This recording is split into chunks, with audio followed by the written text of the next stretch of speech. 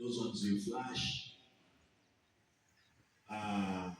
Therefore, I was going there. My doctor told me, yeah, come, you must know how people they are living. And I wanted to start teaching some schools here.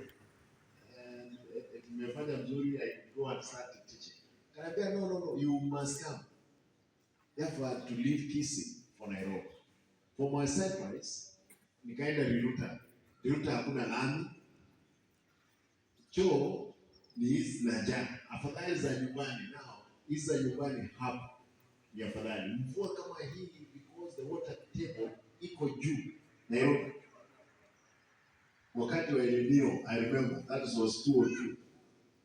Hiyo wadudu weupe wanatoka kwa choo wote wanakuja mpaka kwa mlango. The whole compound. Then the reality dawned on me.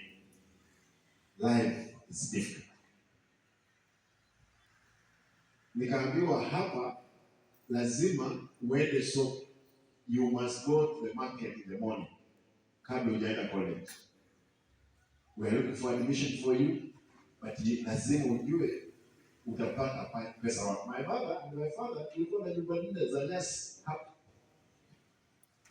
Tulikuwa na nyumba za nyasi hapa. Kama ni chawa chinda, ilikuwa zimekula nini? Therefore, what happened? I was introduced to the market of Marikiti, Retail, Ngara, Wangige, Kawangware, Toi.